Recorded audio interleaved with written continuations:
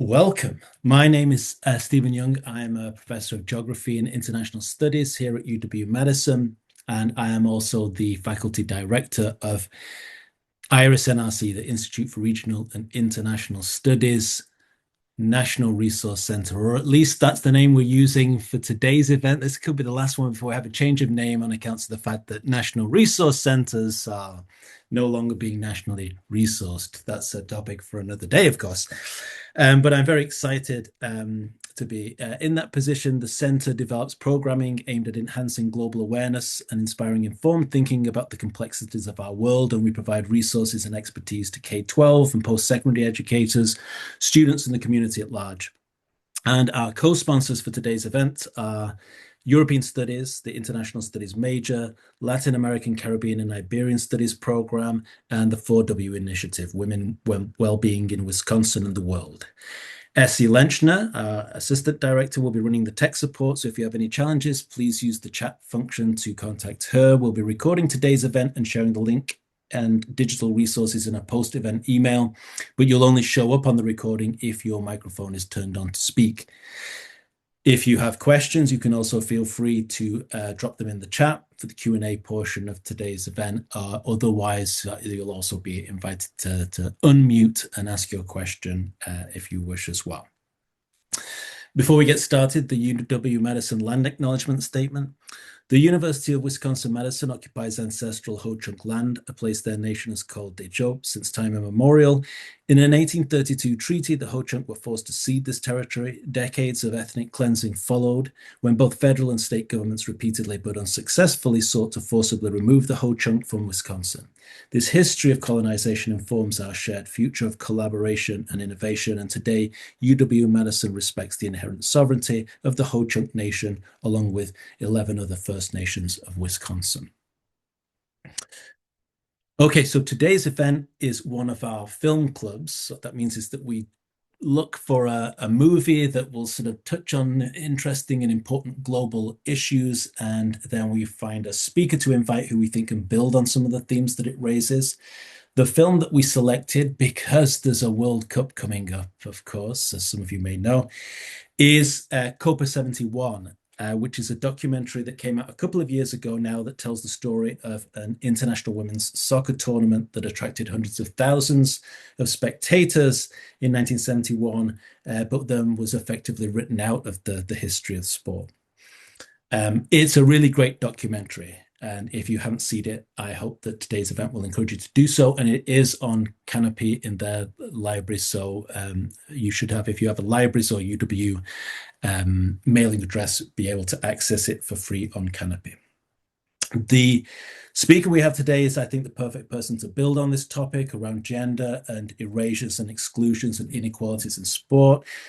Dr. Brenda Elsey is a professor of history at Hofstra University. She studies the history of gender, popular culture, and politics in 20th century Latin America and is recognized as an expert on Latin American football or soccer.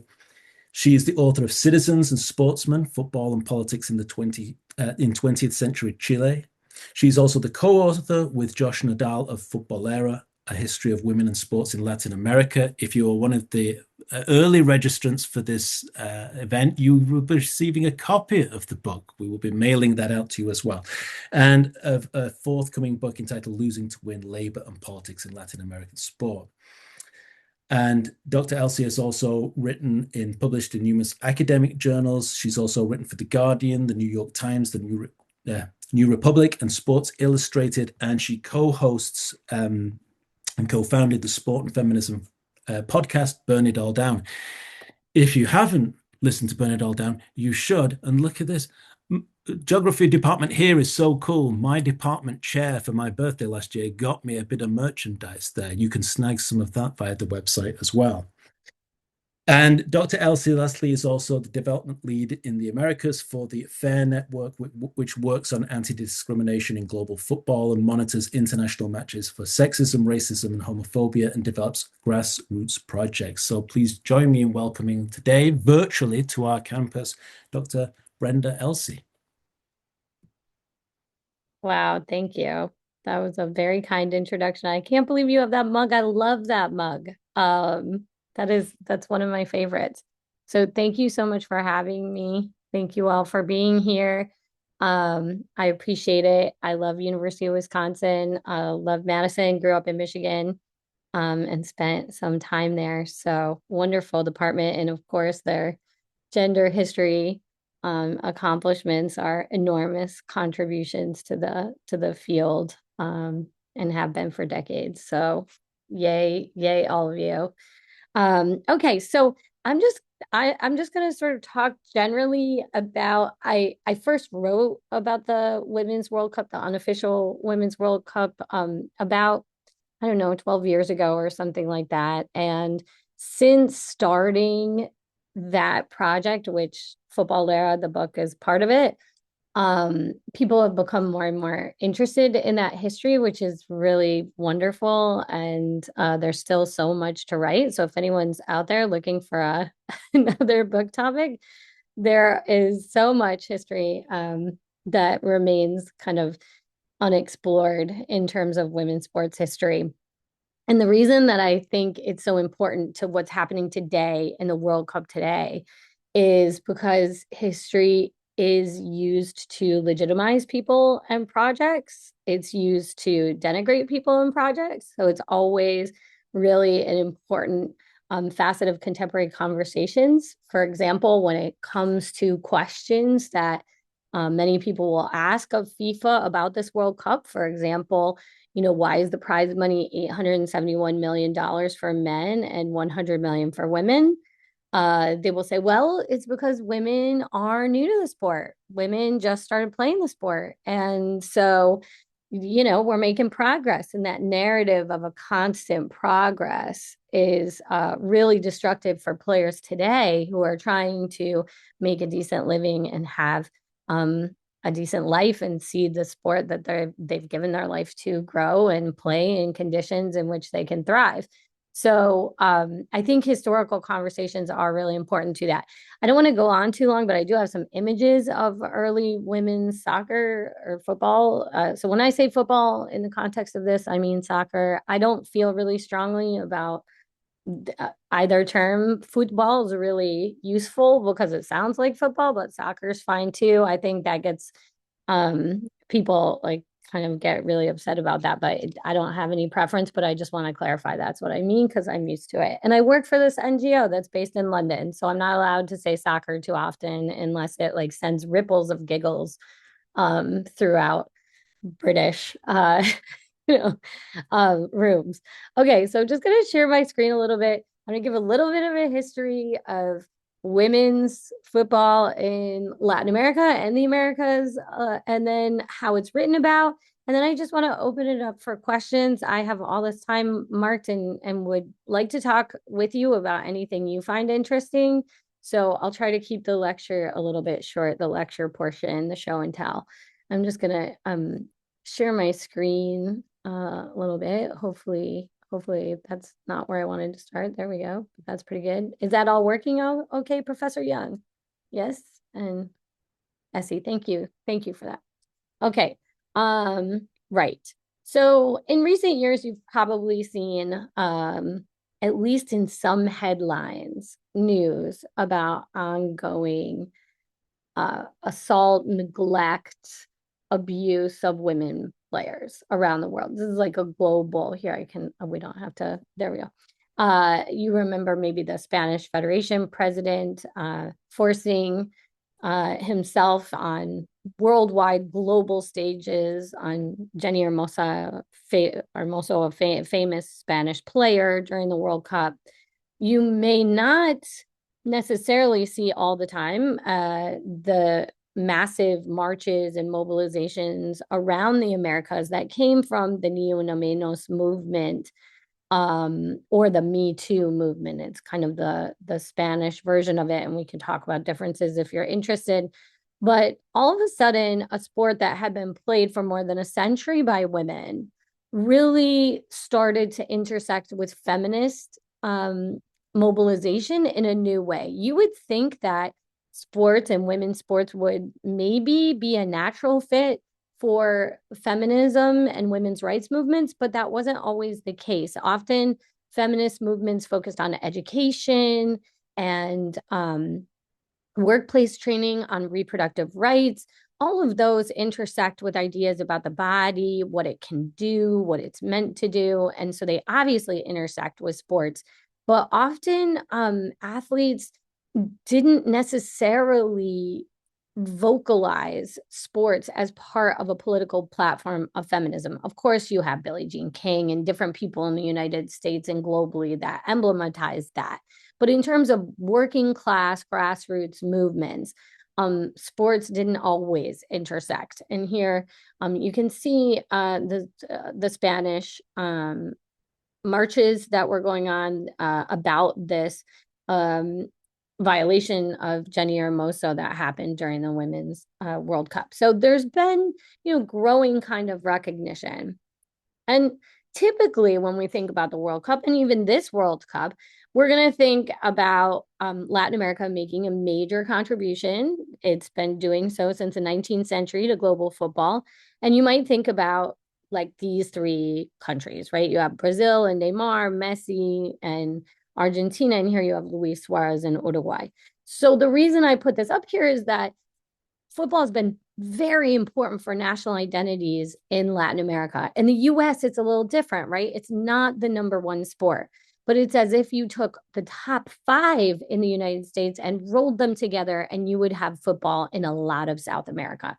It depends on where imperialist influence landed. If England was investing the money in these countries in the 19th century, then football was probably going to be the sport of choice. If you look at the Caribbean, where the US has a stronger influence, baseball. So, tell me your empire, and usually you can figure out what sport they're going to play because that's part of the modern, sort of condition. But it's always conceived of in terms of when it's conceived of excellent or emblematic of the nation as masculine. And that is also true of the academic books that get written about it. So these are three major works, again, Argentina, Brazil, Uruguay, where these are sort of foundational books. A lot of people still assign these. And none of these books say anything about women's sports. Just to make it worse, I also, in my first book, dedicated very little space for women. There are women in it, and there is a gender analysis, but I myself found it hard to fit into the common narrative. And after I finished this book, which I still love very much, I decided to, with Josh Nadel, embark upon a different project that really centered women. And I have to say, it feels, if you're following a traditional narrative, sometimes it feels really hard to write women in. And so sometimes it's awkward and sometimes it doesn't flow. And that's because of the way we've created these structures of narrative in general that are geared towards a men's history. And then I went on a real hunting expedition beginning around 2015 and 2016. And I looked for the earliest teams I could find. And the earliest one I found was in Chile in 1900. So this is labeled 1900. It is a picture of a women's football team from Talca, which is a provincial city in Chile. And I found it in the archive. You can see here, if you speak Spanish, great. If you don't, basically, what it's saying is it never would have occurred to us that women of the weaker and more beautiful sex would play football. But really, they're invading everything. Women are invading all of our terrain, taking all of our spaces. And what man is going to be strong enough to take these women on? So right from the beginning, the idea that football offered access to public space, to free time, that it was a social good, that it connected clubs with politicians, all of that meant that many men wanted to monopolize the sport for themselves, which they did. And despite that, we see women consistently organizing. So here's from the 1920s. And I like this photograph because it just sort of shows in Buenos Aires in Argentina how organized they kind of are. This isn't the first time that they've played. They have uniforms. They're excited. They have refs. and so I kind of like this full spread uh photograph of what was happening. And it wasn't just an elite sport, it was also a working class sport. This is a women's laundromat in Chile and Coquimbo in the 1920s. And this is a group of laundresses who have formed a football club. And what's interesting about this, I found this in a library, to me, is that here, if you look, if you speak Spanish, it says the players today, they're very respectable wives, some of them. Among them are these married women, and they list them. And you see that a lot because of the fear of, because of homophobia, basically, that the idea is if football developed to the perfectly virile heterosexual man that represented the nation, that if women played it, it was somehow a perversion or would act to pervert them. And in their mind, that meant, it could turn them gay and it could make their bodies less attractive to potential suitors. And the big question is, would it hurt their maternity? So, we see a lot of kind of hand wringing about that and doctors being called in. Brazil is one of the places, shouldn't surprise us, where women's football is massively practiced. And this begins in the early 1900s. And by 1930, these circuses, and you might say, it's a circus, it's a joke, but actually these circuses traveled all over Brazil, Uruguay, Argentina. They had Shakespeare productions. They were more than a like elephant thing. Not that that's small, but there were different kind of circuses.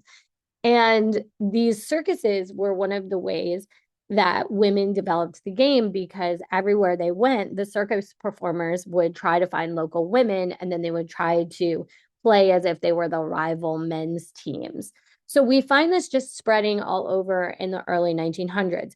Now, there's a historian of the US, if you're interested in following up in the US context, Brian Bunk, who has done a lot of good work on early women's football in the US. And he would attest to the same kind of timeline.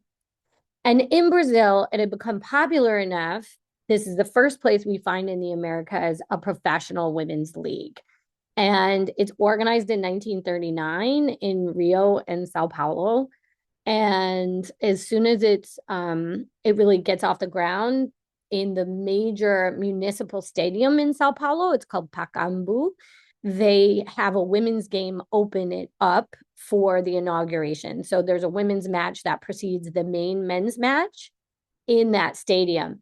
In attendance is the Brazilian president at the time, Getulio Vargas, who sees it and says, we have to do something about this. It's disgusting.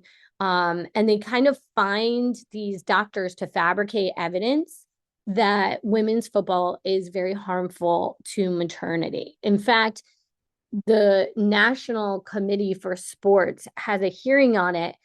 And the only medical testimony they have is one letter from a man that doesn't even sign his name. It's like a nickname. It's like a Dr. M type of thing.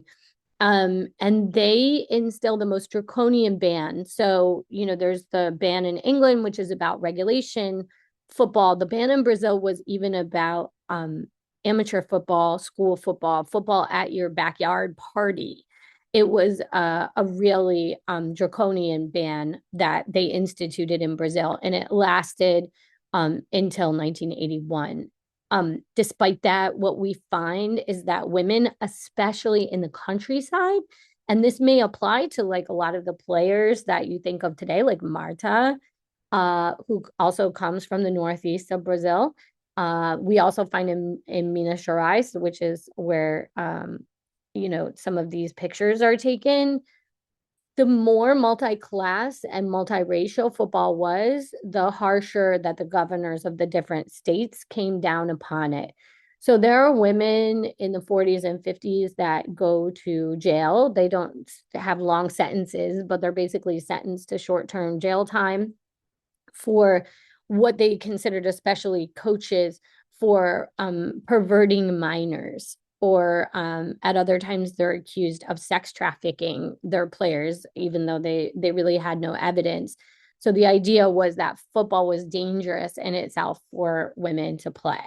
That is why Brazil does not go to the 71 or 70 unofficial World Cups in Italy and Mexico, respectively. In fact, they don't answer any international invitations throughout this period. And because, if you know anything about football, which, why should anyone think you do? But like, if you did follow football, then you know that not having a Brazilian team in this period where Brazil is creating globally the most sort of technically beautiful and interesting game, and you have the world's biggest star, Pelé, in Brazil, to not have any women's football was really disastrous for globally for women's football. I won't be too much longer, don't worry. So throughout the area of Central America, and this gets to Copa 71 a little bit, you have surprising sites of excellence for not a reason except that people decided to support women's football for a variety of personal reasons that became political. So this is Panama City, and it's the Costa Rican team that's arriving in 1950. The Costa Rican team is organized. There's like one team, it's organized by these two brothers. You can see one here and one over here. And basically, they had to be the chaperones for their sisters, one of whom is here, who wanted to play and were not allowed to travel without male chaperones. And they go to Colombia, they go to Mexico, and this really sparks a lot of controversy. The Colombian and Panamanian Congresses debate if they should prohibit football or not. But these are other kind of pioneers that existed. So you think about 70 and 71 in Mexico, a lot of those, excuse me, sorry, women would have, like, their mothers would have been exposed, at least maybe in the back of their head, if not the front of their minds, to this tour, which got a lot of attention when it came. And so as these different places are building up, they think, well, let's organize some tournaments. And FIFA had a monopoly on the game, but if you've seen the film, or if you're going to see the film, you'll know, refused to give the go ahead or allow any of its infrastructure to be loaned to women to play on. So really, it's the University UNAM that supplies a lot of the infrastructure, and then they also convinced the Mexican FA. And it's interesting because afterwards FIFA fines the Mexican FA for violating its policy, which is that women's football cannot be regulation football yet. They have not deemed it appropriate. And so they really actively repress women's football throughout this whole period. It's interesting here. You can see the Argentine team was the older team. You can see their website, Las Pioneras in Argentina. They have their own website where they collect memorabilia and things like that. They're part of the older team. They arrive in different airplanes, and their coach never shows up. And there's a lot of, fascinating insight. They today, though, many of them have started grassroots football programs throughout Argentina. And I think you can really give them credit for the recent appearances of the Argentine women's team at the last World Cups, which, though they did not win a lot of games, it was really incredible that they were even able to get there. Eventually, feminists in Brazil, because of this ban, identify the ban as part of democracy that they're reinstating in Brazil and the feminist movement. And this ends up pretty important for the global game, I would argue, especially if you think about Marta, Formiga, all of the Brazilian players that today are, in the NWSL and find opportunities there, they're coming out of this very unique situation where when Formiga, who's now going to be the ambassador for the 2027 Women's World Cup, was born, there was no team. There was no national team. There was no women playing. I remember interviewing the captain of the Brazilian team, first women's team, Sissy, and I asked her, how did you think you were even going to be, a women's football player? And she said, I have no idea. I was just sure that it was going to happen for us. So it's kind of fascinating that they were able to bounce back so quickly from this draconian ban, and it's fascinating. But even when they unbanned it, they allowed women's football. It really took years until Brazil would allow for real games. You can see here, they had to play with a smaller ball. And shorter times. The idea again was that physically women were just unable to handle the stress of football. I suppose they don't know anything about childbearing or something, which is really physically strenuous.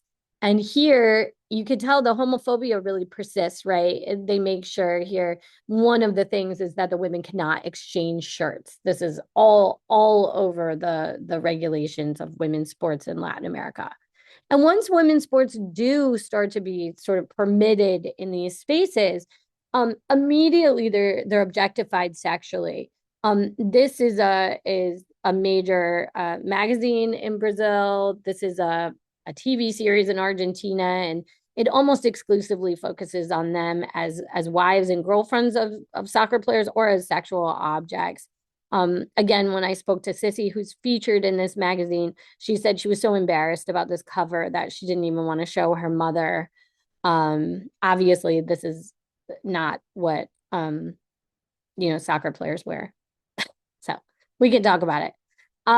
Anyway, throughout this time, and I'm almost done, I just want to say the United States, because of Title IX in large part, had very strong programs in women's soccer that many of these players would, like, here's Gabby Garton, who went to Rice University. Many of these players began to hope for and look to the United States as a model for healthy conditions to play football, and were very aware that their solidarity among global football players was going to be necessary for women to get real traction with their federations and with FIFA. To this day, really, there's no representation of women in South American football. We can talk a little bit about the U.S. Soccer Federation and its current iteration, which also hasn't made as many strides as we might want it to. And so this Argentine team went on strike. They make about $8 a day from FIFA subsidies when they're training with the national team, and they refused to pay them. And so they went on strike. They eventually came, out of strike to play this tournament, but we're still making these demands. You can see them sort of cup their ear. And then they went and played the Puerto Rican team in 2019. This is Puerto Rico's one of their first national games, and they played Argentina, and they actually DM'd the Argentine captain and said, hey, do you think we could also take a minute, on the pitch to talk about the neglect of our game? And that means, neglect means there's no resources, there's no scheduling, there's unanswered invitations. The money never shows up or is pocketed. I mean, real egregious labor violations across the board, which we can talk more about.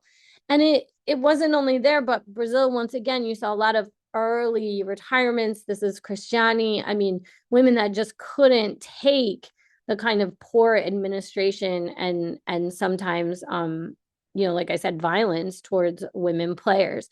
But one area of real hope, I think, is within these fan movements.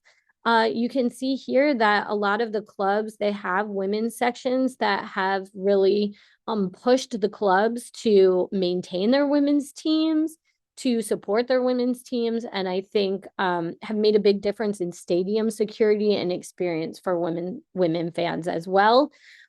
We can talk about the ongoing corruption in FIFA. Here's me trying to document it in Qatar.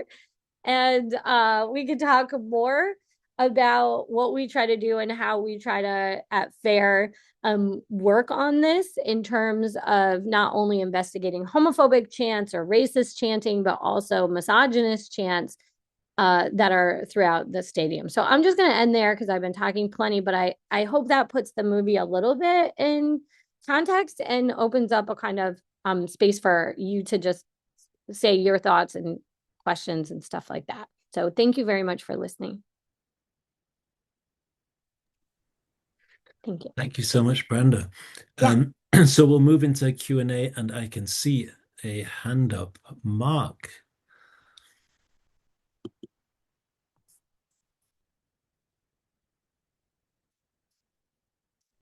Oh, I think I was a clapping hand, but no. Oh, I did. I love the presentation. That's what I was probably doing, the hand thing.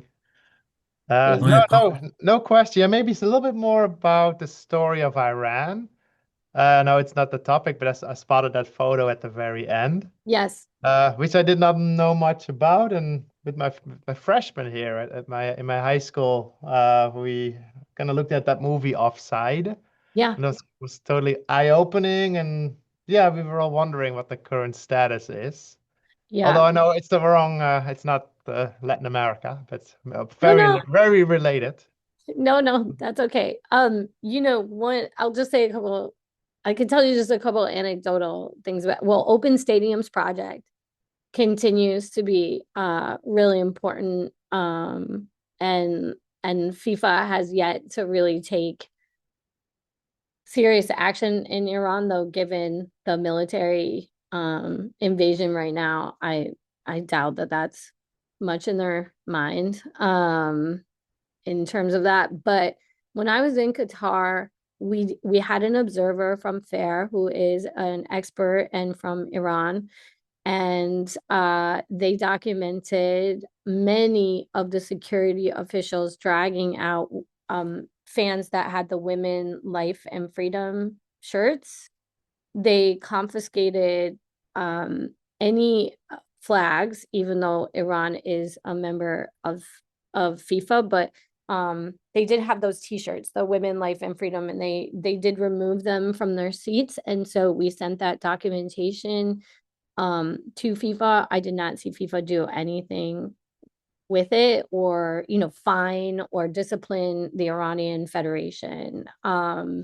So I that's my only anecdotal evidence, is that from that observer who works at the Open Stadiums project, that they continue to really be in the struggle, though right now it's taken a backseat to their survival given the current military aggression from the United States. Thank you. Laurie, did you want to? Uh, Thank you so much for a great presentation. Can you hear me well? Can Yeah. you hear me? Good. So I had a question. Well, I love the film and I just watched it this afternoon. So this is my big day of doing this. And I have two questions. One relates to, well, two are things that weren't in the film that I wonder about. One relates to the Mexican women demanding at the end game that they wanted to be paid. And I think, in the moment, was there pride in that? Were they did they pay a price for that? Because I'm just remembering, baseball strikes in the US. I mean, people got mad at the players. And so what were the dynamics around that really important example for the labor aspect of sports? And then, you heard voices of women, which is so wonderful, but there weren't any efforts to interview men who might have had either been champions or, people who were culpable of holding them back. They're still living to be held accountable and asked about it. And I just wondered about that aspect. Um, so when the Mexican women decided to be paid, we interviewed the journalist from La Jornada, for the book, which preceded the movie like 5 or 6 years. So we were advisors on the movie, but they did a lot of their own stuff, with footage and stuff that we couldn't have had access to. And what he told us was that that was totally untenable for the federation, because of both FIFA and then the Mexican Federation's response to FIFA, which was like, yeah, we want nothing to do with that. And that in the public, it was not ridiculed. Like you didn't see a backlash, sort of like you see Long Island Railroad strikers right now, and Fox News is saying that they all make $150,000, so they should be like happy with what they have. It's not true. I mean, we'd all be Long Island Railroad workers.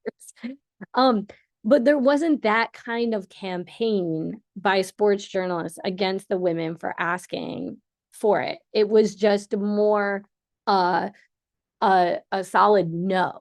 You don't deserve this on the part of the football administrators, not a churning of the general public. That was his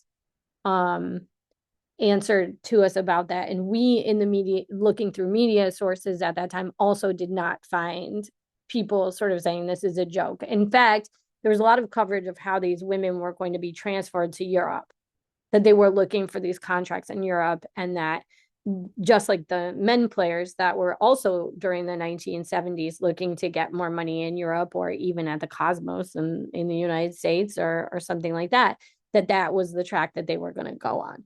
But I think that, yeah, I think it ultimately is why it became very difficult to start a women's league. Because you can't have like the federation with all the stadiums and UNAM with all the rest of the stadium organization actively working against you. Now, I mean, they continue to play, but I think that demand was just a bridge too far for these like just deeply sexist men and they were all men at that time. Now we have women who are deeply sexist and don't want to pay women players. Yay. But back then, they were all male identified.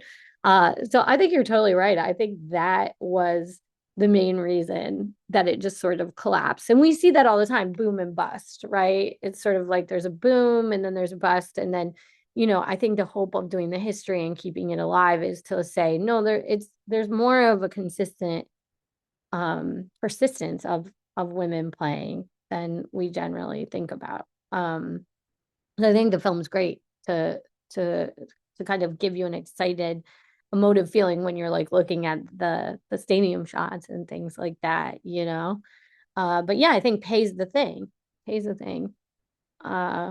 And also it's not only the money, it's not the money, they have the money, right? It's just the recognition that you give someone by paying them is the recognition that they're doing labor that is worthwhile. And that I think was just, too far. Just as they wouldn't pay for, the Mexican law did not have, pay for domestic labor.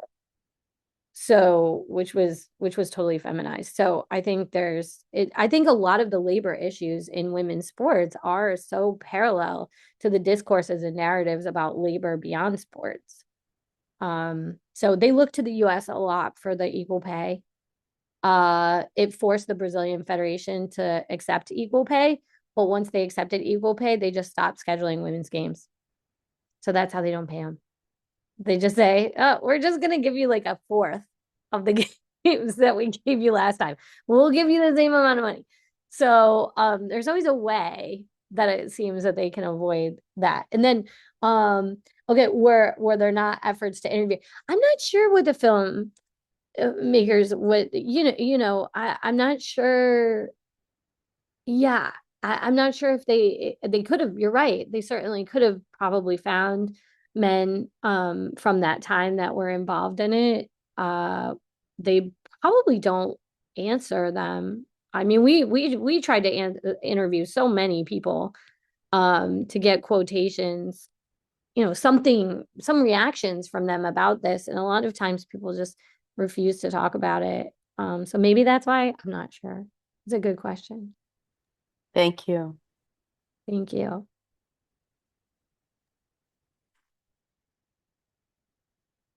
Yeah, we have another question. Go ahead and unmute yourself.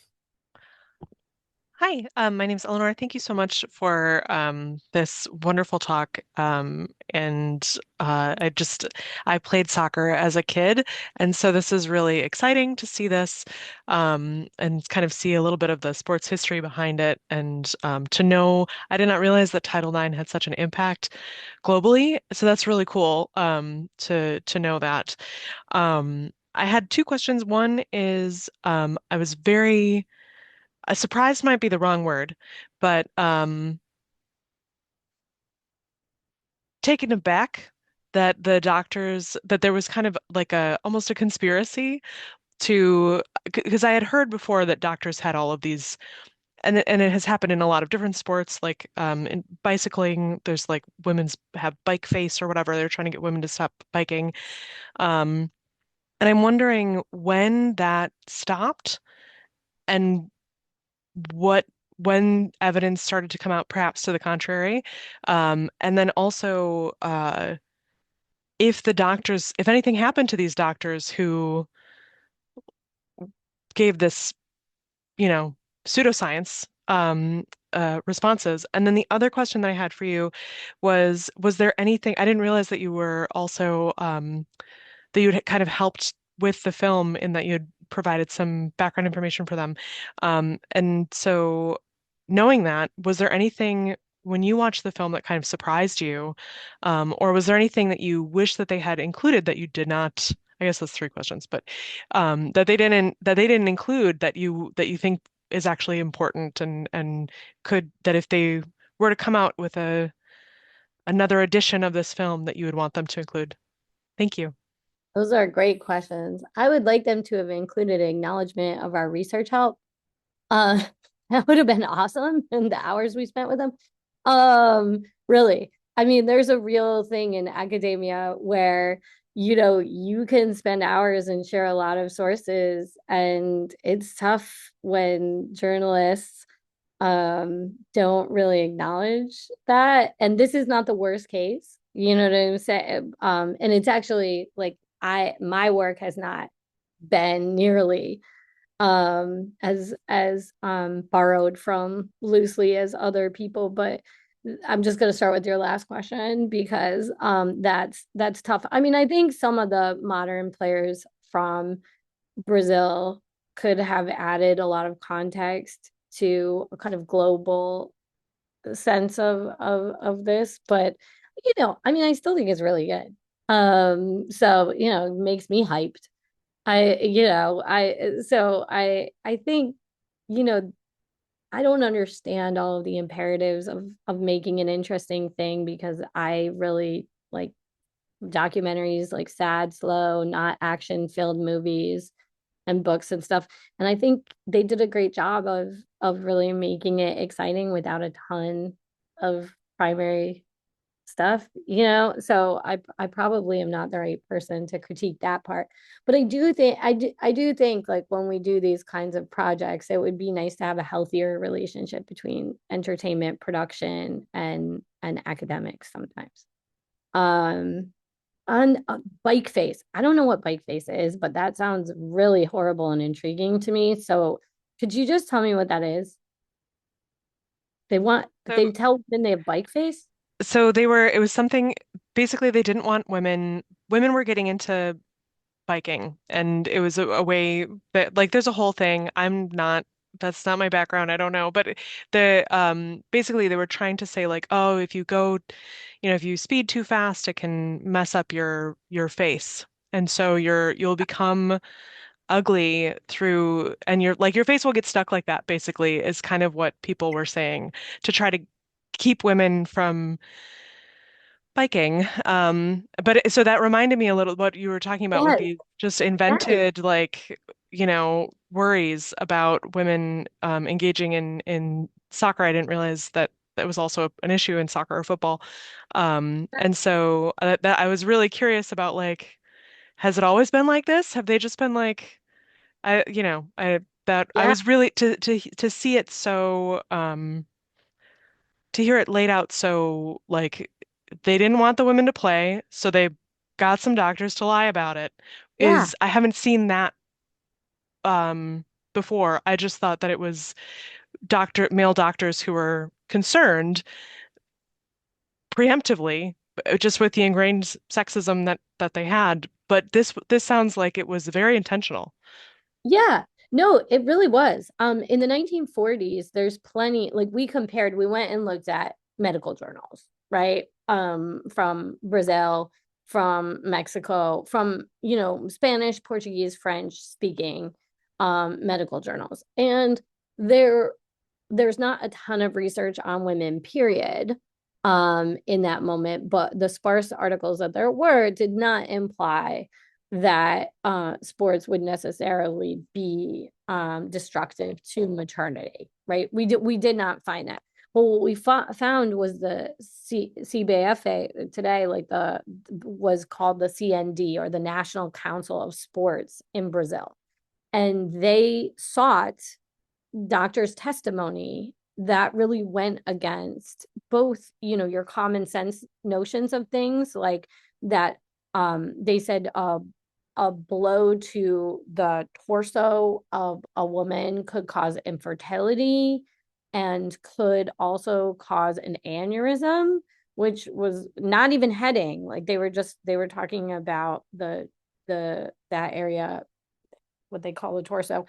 And it was totally not mainstream science at the time. And it's a lot of physical education people and directors that did have pseudoscience. And it was really fascinating because in the early period of the 20th century, there was a lot of segregation of physical education throughout the Americas. So women tended to be gym teachers because they would keep track of their students' periods and things that they couldn't ask the men gym teachers to do. But once gym teaching and coaching became a kind of professional thing that you could do and make a decent salary at and was respectable enough, then men fled the kind of space, especially post World War II, when there was more integration of classes, right? And so women stopped being gym teachers to the same extent in Latin America, especially.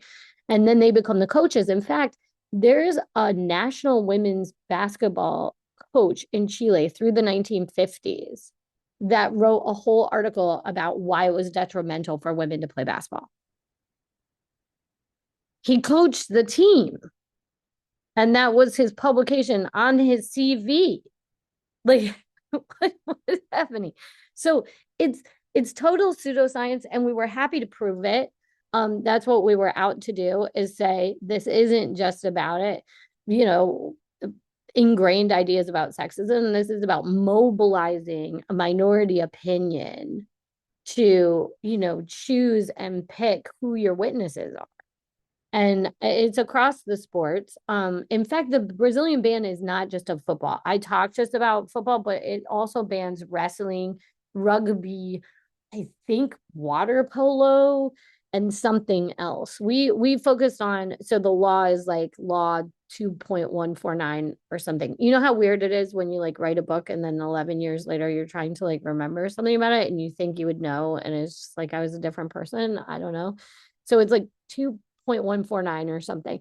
And it has other sports included, but football was, is Brazil's national sport. It already was in the 1940s, that important.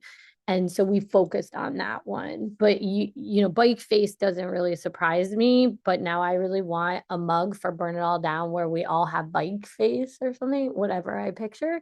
That's incredible. But yeah, it's a lot of that. And team sports are more threatening That's what we find when they debate bans on sports, when Congress people are debating, they don't go after tennis, which is considered more white, more elite, more European. And that's not contact, right? You don't touch other people. But the idea of women being on a team and playing for one another rather than for only a male audience, as they perceived it, that really challenged gender stereotypes. And I think it's a lot about what women could claim in their free time. And so if you were playing football with a bunch of other women, what weren't you doing? You know, you weren't necessarily taking care of the house, you weren't cooking, you weren't doing the domestic labor that men really had monopolized in the Americas at that time. And when it changes, right? I mean, fascinating. So definitely by the 80s. I mean, there's just that by then it's like fitness, right? Jazzercise, aerobics, you know, it starts to be research on women's fitness and more research on maternity, right? Like what does maternal health actually look like? And so and that could be because there's more women doctors. That one I really don't know. Or there's a capitalist market out there for fitness, you know, classes, information, stuff. I would think it's probably both. So I think the 80s and the 90s are when you really see people say, no, sports are good for you. You know, they're good for women and stuff. But I even had, I mean, even when I was pregnant with my first child, I was in Chile, but it was an Argentine OBGYN. And he told me that I could not jog. Like it was very bad for me, much less play any sports. So, you know, I mean, I think still to this day, there's some like real questions to be answered about exercise and maternal health, right? But yeah, and Title IX is incredibly important. Everybody I interviewed, and maybe you are at a school or a university or close to one, but even the athletes I teach, Hofstra is a Division I university in New York, but it's not a sports school. You know, it's not like UConn or anything like that. And I would say so many of our international students come as athletes, and women in particular, women's golf team, women's soccer team, you know, so really, yeah. Oh, there's a question in the chat. I don't know which you want me to, but thank you for that question. I don't know if the hand or the chat comes first. Sarah, do you want to go ahead and ask your question, and then we'll do the question in the chat? Sure. I have a few that I've written down, but I'll try and keep them brief. I guess the first thing I'm curious to know, Dr. Elsey, is like what your kind of personal background is with soccer, like what your relationship is to the game. How'd you come to it? Were you a player, or you know, did you watch? And then I also would really love to know, I'm really into soccer, grew up playing soccer, coached soccer, and played a lot still. And like when I look back at US soccer specifically, like in the you know 90s and early 2000s, it seems like there's a major lack of like women's coaches and leadership presence.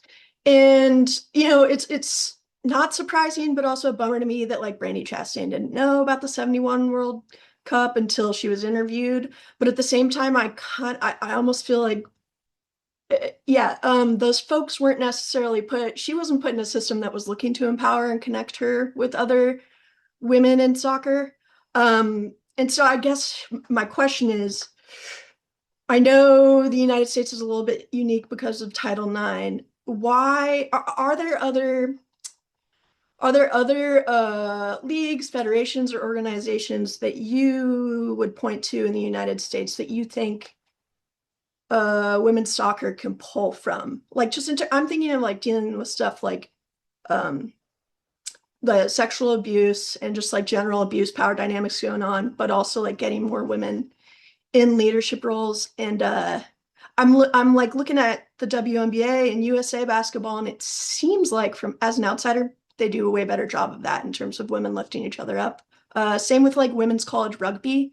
There are other women's sports that I think are really kind of toxic and divisive in a way that soccer is. And like, I would point, like, I'm wondering if it's a class thing. I guess I'm curious to hear, Dr. Elsey, like what your thoughts are on why is US soccer like that and other organizations aren't, or maybe correct me if I'm misreading it. And then like who can I look to as role models or like other organizations that I can draw inspiration from, I guess. It's like what I'm looking for. Thank you.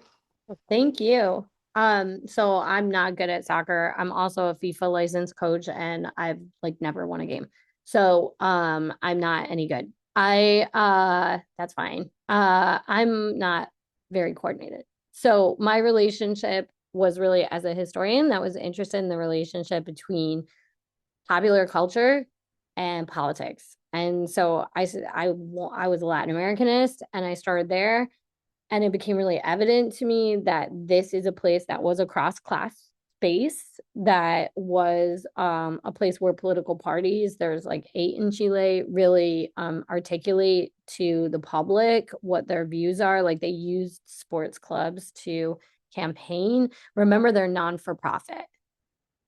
So that's very different. They're member owned. So the ones that I do, they still vote for the owner, not the owner, the president, right? Or whatever. Kind of like the Green Bay Packers used to be once upon a time, maybe. I mean, that might be the closest thing. Is that common across Central and Latin America? South America, yes. So Thank most you. clubs no problem at all. Brazil, Uruguay, Argentina, the cradle of soccer, right? Chile, Peru, those are mostly member owned, kind of in the Spanish model of Barcelona. Okay. They still make money hand over fist. But the reason that that's important is that their gender commissions, like Boca Juniors, you know, that club, Boca Juniors, their gender commission is incredibly powerful vis-a-vis others because they control a lot of the vote and they have expanded the membership of women members, young women members right now. And so they're really rocking the boat over there. Like it's still not a woman president yet, but I would look for that. Colo Colo in Chile also has a gender commission going on. River Plate, Nacional in Uruguay. So those are some interesting spaces to look. Lewis FC in England is doing some really interesting stuff about like $1 a member and the men and women get paid the same and it's cooperative decision making. I don't know if in the current model you can get $1 billion sports industry, but like what do we really want out of sports, I guess is the question. You know, what do we want it to look like? Is the NBA serving the average person? I don't know. Is it entertainment? I mean, you look at women's football and there's a push to grow and there's a push to look like the men's football, and I'm just not sure that that's really what women want. I also think we have a woman president. So when you're looking, I've worked with Michelle Akers a little bit on this. Maybe you remember her, right? Oh my gosh, yeah. Yeah. Okay, so one of the things about her and stuff that's going on right now in the US landscape is that the Hall of Fame, the Soccer Hall of Fame currently has 3 times the number of men as women. And we've written letters and we've got a lawyer. I do the historical part with Brian Bunk. It's really Brian Bunk. To try to fight that. So women have accomplished so much in US soccer, but it is startling the ways in which they continue to be shut out. Cindy Parlow-Cone, who I was a huge, massive fan of, has been incredibly disappointing to me. I'm sorry this is being recorded, so I guess she might see it, but really, she's had no statement about ICE at this World Cup. She is the US Soccer Federation president. There has been no positive imaging about immigration, which soccer is all like enriched by immigration in this country, as you know, is every sphere, but it is shocking that there's no statement about ICE, that there's no statement about enforcing equal pay, and that there's no real safe sport when it comes to assault in women's soccer and gender equity. So it's been, I have to say, like, you know, don't meet your heroes, or I don't know what they say. Right. But I'm sad. It saddens me. And we should be mad. I think the question was like, why do folks like that turn out like that? Because like I Mm. know Michelle Akers, right after she retired, went to U.S. Soccer and asked, "I would love to coach with y'all," and either didn't get a response or just got a no. And that to me is shocking. That's like a Shocking. huge missed opportunity. Um, Absolutely. and is that just? I guess that's maybe just continuing. Like I just kind of associate anyone with U.S. Soccer to be pretty elitist and not interested in like lower socioeconomic class youth soccer and not interested in women. Just more Yeah. FIFA aligned, really. Yeah, I mean, and I think that's part of the push to move it to a money-making space. And, per the chat, and we can talk about that. So I think there's that imperative there. I mean, the WNBA, I mean, it's a great question, right? I mean, Well, I love their players association's ability to negotiate that CBA. That's where I'm like, wow, can the NWSL do that? Can other women's leagues do that? Like that's what I was like impressed with that. And their social media front, how coordinated their PR campaign was, how together they were. There's so much sniping and like, taking each other out at the knees in women's soccer that doesn't, at least that I'm aware of, happen in women's basketball. I'm more naive. I don't know as much about women's basketball. No, and I think the U.S. women's national team has changed a lot since Megan Rapinoe's retirement, and that just is like not all athletes are activists that we would hope, right? And sometimes the generation of talent, I think that we see right now, maybe they're too young, maybe that's just not their jam. But the WNBA has some leaders with some real star power behind them that also just have a lot of personal conviction about gender equity, and I just don't see that right now in the US women's team the way we did in What 2019. is that I wonder if it's a class thing. I don't know. Like that's Well, pay to play, maybe. I mean, pay to play is still like classist in both sports, so I'm not, I'm not yeah. quite sure. But the coding of soccer as particularly white in the United States, and the difficulty they've had integrating I think immigrants. especially women's is more Yeah. even white than men's soccer, Yes, or at least coded white. Yeah. I think so too. And I think the marketing of soccer towards a white middle class family has, really excluded a lot of their queer fan base at times. But of course, there's different, examples like Seattle and Portland, and there's good fan culture going on to counter that. But I think their fans are not as in line with the administration in soccer as it is in the W, I think. That's interesting because it's just like they're but similar owners, right? Like it's a similar kind of pressures, isn't it? Because but it's not like a yeah. I don't know as much about WNBA. Yeah. Also, I feel like I'm really monopolizing this, so I'm gonna stop and give No, other no. people some time. I really appreciate hearing about this from you. No, it's totally fine. I mean, do remember licensing for coaches and referees and stuff like that is definitely a gate kept mechanism. When you can sit for those licensing exams, when you get sent to those, and those tend to be in men's soccer too, like the MLS, the organization I worked for, do work with.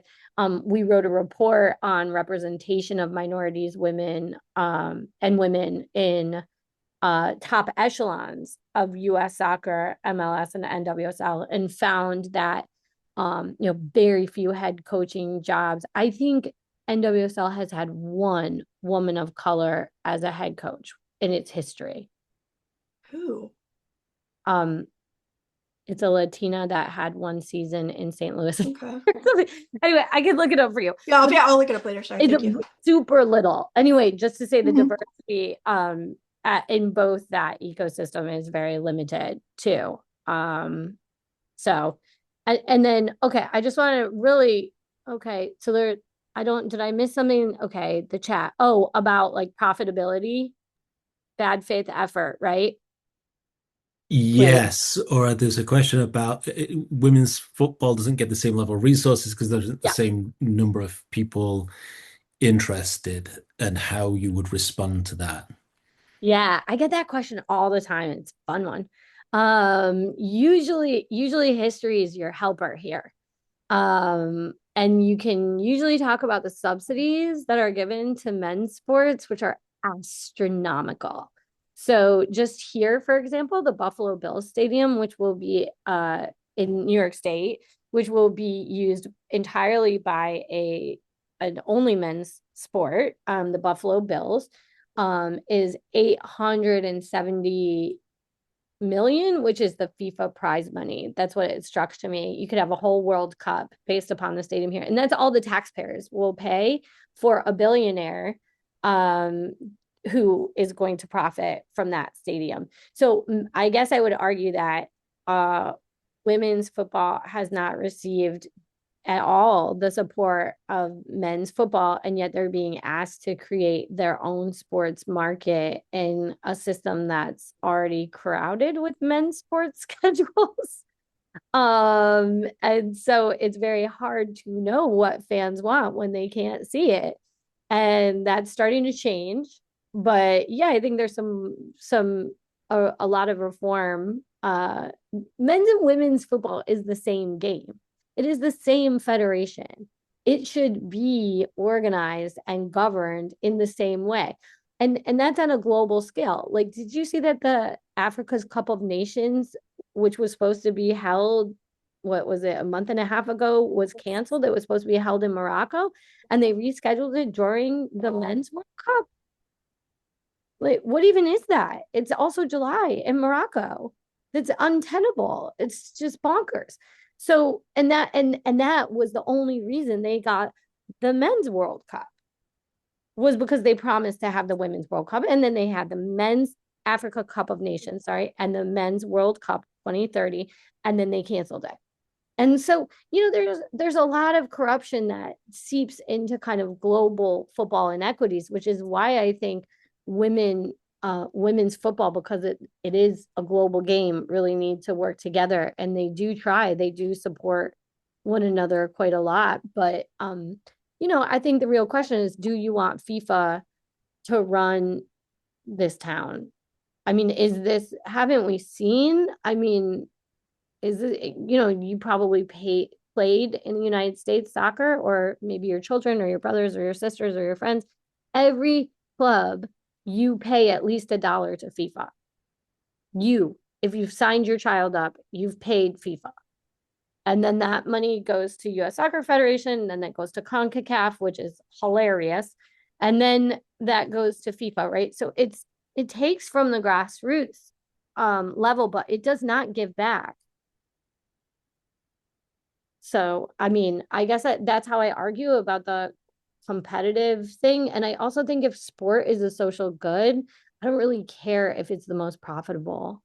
That's not like that's not my thing. Did you see Mamdani answer that question by getting everyone those subsidized tickets, and then the stadium was full, and then how that doesn't take very much. You could do that and see what happens, but people will instead just make that argument instead of trying anything kind of new or inclusive or fun. I mean, but those subsidies for men's teams is what I use.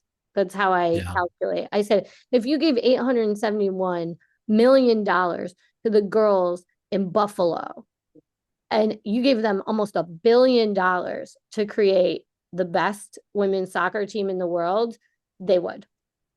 Like, that would be it. But like, you could give just what they give it, and the Buffalo Bills aren't winning. They didn't win last year. So, like, but I guarantee you, if you gave them $1 billion, and you would have after school programs and better health and less depression and less, So anyway, that's my argument. But Well, thank you for sharing it, Brenda. Yes, exactly. A long history of huge public subsidies versus a long history, as you have documented, of repression and banning the game is what produces the kinds of unequal outcomes we have today. And it's so encouraging, though, to hear about also from the film, the determination of players who still, Yeah. and their defiance to continue playing without those resources, and about many of the grassroots efforts that are taking place and the struggles that are happening today around greater equity in sports and society more broadly. And so with that, we are out of time, but thank you so much for joining us today, and to everybody else who attended. Thank you. Thank you for having me. And it was great to listen to your thoughts and questions too. And please keep in touch if there's anything I can do. You can find me at Hofstra or at the Fairnet.